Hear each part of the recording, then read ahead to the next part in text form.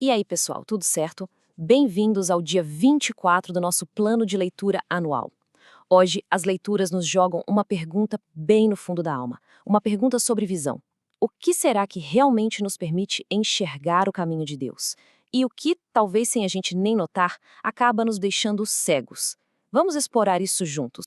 Pois é, essa é a questão central que conecta tudo que vamos ler hoje. Em Gênesis, nos Salmos e em Lucas, a gente encontra personagens que estão ali, enfrentando exatamente essa luta. Alguns conseguem ver o caminho com uma clareza impressionante, já outros são impedidos justamente por aquilo que eles mais valorizam. Vamos ver como essa história se desenrola. Então, para começar, vamos lá para Lucas, capítulo 18, com a história de um homem muito importante. Ele se aproxima de Jesus com uma pergunta que parece super sincera, buscando a vida eterna. Pensa num cara que tem tudo: status, muita grana e aparentemente uma vida moralmente correta. Mas alguma coisa está ofuscando a visão dele. Percebam a sinceridade aqui. Isso não é uma pergunta para testar Jesus, não é pegadinha. Ele realmente quer saber o caminho. Ele conta que guardou os mandamentos desde jovem. Ele acredita que está no rumo certo, mas sabe quando a gente sente que ainda falta alguma coisa? Era exatamente isso. E a resposta de Jesus, nossa, ela é direta e super desafiadora. Não é sobre adicionar mais uma boa ação na listinha. É um chamado para uma reorientação total de vida. O caminho que Jesus apresenta exige um desapego completo daquilo que define essa pessoa no mundo. E aqui está o ponto crucial da história. A riqueza dele não era só um bem, era um ídolo. Era o que o impedia de enxergar o tesouro muito maior que Jesus estava oferecendo. A tristeza dele revela tudo, mostra onde o coração dele realmente estava. Ele não conseguiu seguir porque estava preso, acorrentado às suas possessões. Jesus aproveita esse momento para ensinar algo fundamental. A riqueza cria uma falsa sensação de segurança, de autossuficiência. É quase como se o conforto material criasse um isolamento, sabe? Uma barreira que nos impede de sentir nossa real dependência de Deus. Não é que o dinheiro em si seja ruim, mas o apego a ele pode se tornar um obstáculo espiritual gigantesco. E aqui a gente vê o contraste gritante. Enquanto o homem rico vai embora triste, apegado ao que tinha, Pedro declara exatamente o oposto. Ele e os outros discípulos fizeram o que Jesus pediu. Largaram tudo para trás. A gente vê duas decisões totalmente opostas. Uma leva à tristeza e à paralisia, a outra a uma promessa de vida. E essa ideia de deixar tudo para trás nos leva a uma outra história. Uma história de coragem e de fé. Vamos agora para Gênesis capítulo 31 e ver o exemplo de alguém que agiu com base numa visão espiritual. Jacó está numa situação bem complicada com o sogro dele, Labão.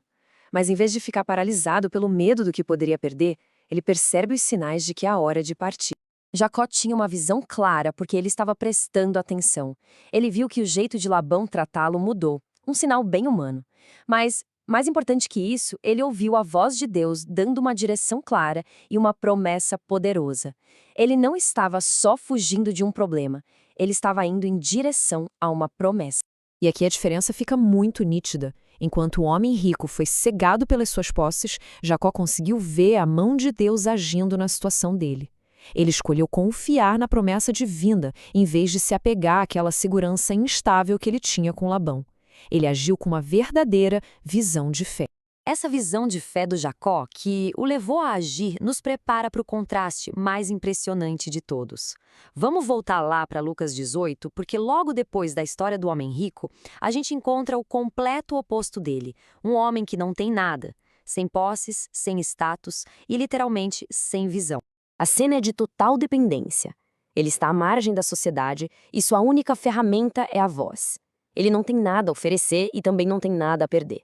A condição física dele reflete uma impotência total, o completo oposto do homem rico, todo autossuficiente. E o que ele faz? Ele clama com fé. A multidão tenta calar a boca dele, mas a sua necessidade e a sua fé são muito maiores que a vergonha ou a pressão social. É impressionante, não é? No meio de todo aquele barulho, ele reconhece Jesus como sua única fonte de esperança e não se cala.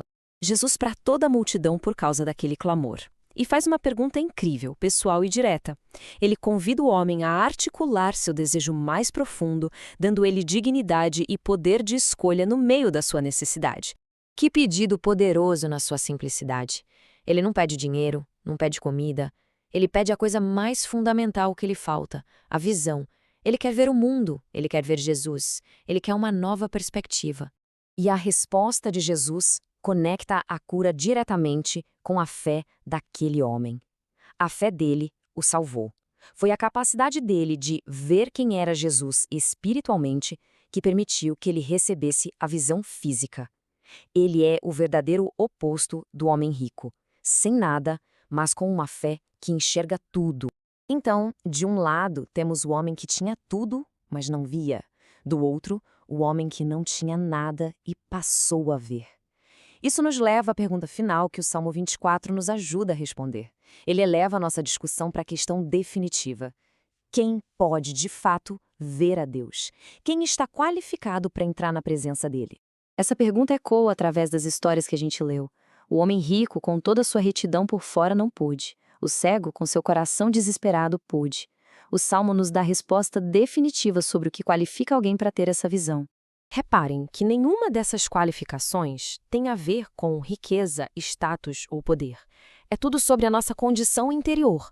Mãos limpas de maldade, um coração puro, não dividido, lealdade exclusiva a Deus.